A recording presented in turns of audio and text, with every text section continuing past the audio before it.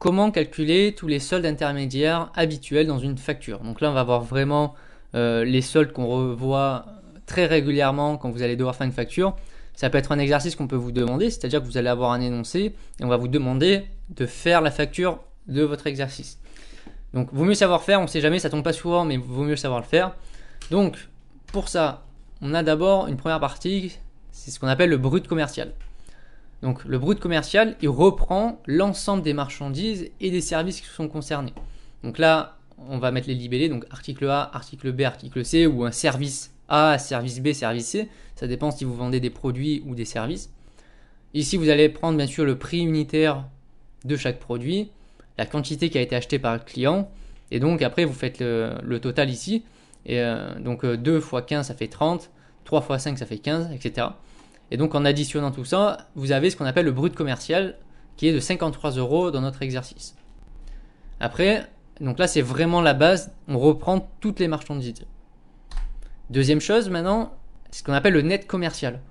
Le net commercial, il permet justement de prendre en compte l'ensemble des remises, des rabais, des frais de port, des frais d'expédition de votre transaction avec votre acheteur. Donc attention, et là c'est super, il faut faire vraiment gaffe, les remises elles se font en cascade. Bon là c'est remise 1 et bon là normalement remise 2, c'est pas grave. Donc 20%, 10%, il faut faire attention parce que les 20% on va les appliquer sur le brut commercial, c'est la première remise qu'on va faire. Donc 20% sur 53 €, j'ai fait le calcul ici, remise 1, 53 x 0,2, ça fait 10,60 €. Donc 10,60 €, on le retrouve là. La remise numéro 2, attention, on ne va pas appliquer 10% sur les 53 €. On va d'abord déduire les 10,60 €, c'est pour ça que je fais 53 moins 10, 60, ce qui donne 42,40 €. Et donc 42,40 € multiplié par 10%, ça vous donne 4,24 €. Et donc les 4,24 €, vous les voyez ici, ils apparaissent. Donc ça, il faut vraiment faire très attention à ça. Les remises, on va pas toutes les calculer en même temps. On peut pas dire, on a une remise de 20% puis une remise de 10%. On peut pas dire qu'on a une remise de 30%. Ça, c'est interdit. On va faire d'abord la remise de 20%. Ensuite, vous pouvez faire un sous-total si vous voulez, pour être sûr. Après, on va appliquer de nouveau une remise de 10%, ce qui va donner ça. Et etc. C'est vraiment le principe de la cascade. Ensuite, on a ce qu'on appelle le net à payer TTC. Donc une fois que vous avez votre net commercial, il faut justement ajouter la TVA qui va être collectée auprès du client. Donc la TVA qui est due dans cette facture, c'est 20%, donc 20% de 43,16 €, ce qui donne 8,46 €. Les soldes intermédiaires spécifiques. Donc on a vu le brut commercial, le net commercial et le net à payer TTC qui sont les soldes que vous allez retrouver en permanence. Par contre, il y a ce qu'on appelle le net financier qui est un autre solde que on va retrouver que dans certains cas.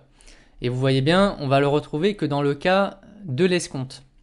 Donc escompte 2%. Donc par exemple, quand vous êtes un fournisseur, vous allez octroyer peut-être un délai de paiement à votre client, par exemple 60 jours. Bon, le client il décide de vous payer comptant et des fois, dans vos conditions générales de vente, vous mettez que si jamais on vous paye comptant, vous aurez ce qu'on appelle un escompte, donc une réduction, un bénéfice supplémentaire pour remercier le client de payer directement. Donc là, qui est de 2%. Donc qu'est-ce qui change en soi? Donc là, vous retrouvez exactement les mêmes choses, le brut commercial avec tous les articles, le net commercial avec toutes les remises. Et donc là, après, vous allez appliquer l'escompte, donc sur 43,16 €. Donc 2% de 43,16 €, ça vous donne 0,86 €. Et ensuite, c'est ce qu'on appelle le net financier. Donc ça, c'est juste une appellation. Et une fois que vous avez trouvé le net financier, là, du coup, vous allez de nouveau calculer la TVA. Ce qu'on appelle le net à payer TTC. Après, vous avez le cas de l'acompte. Alors un acompte, ça c'est beaucoup plus régulier quand vous allez acheter quelque chose, un produit assez cher en supermarché ou dans une autre grande surface. L'acompte, ça arrive, c'est quand vous allez verser une première somme en avance et vous réglerez la fin de la facture plus tard. Donc ça peut être pour les achats justement échelonnés dans le temps, vous allez payer en 2, 3, 4 fois. Donc vous allez ce qu'on appelle payer des acomptes. Alors, qu'est-ce qui change en soi? Pas grand chose. Vous allez retrouver le brut commercial. comme d'habitude. Exactement la même chose, le net commercial comme d'habitude. Vous allez calculer votre TVA dessus, puisque l'acompte, la particularité de l'acompte, c'est le seul solde qu'on va retrouver vraiment à la fin de la facture, après la TVA. Dans les autres exemples, tous les autres soldes, net financier, net commercial, brut commercial, c'est toujours avant la TVA. L'acompte, c'est après la TVA. Donc une fois que vous avez calculé votre net commercial, même si vous avez peut-être aussi un net financier, bon là il n'apparaît pas, vous allez calculer du coup la TVA. Donc, et là vous allez mettre total TTC à payer, par exemple. Donc 51,62 €. Et après vous allez mettre et faire apparaître l'acompte qui a déjà été versé 2 semaines avant par exemple. Donc vous avez déjà versé 25 €. Donc le net à payer TTC, c'est 26,62 €. Donc 51,62 moins 25.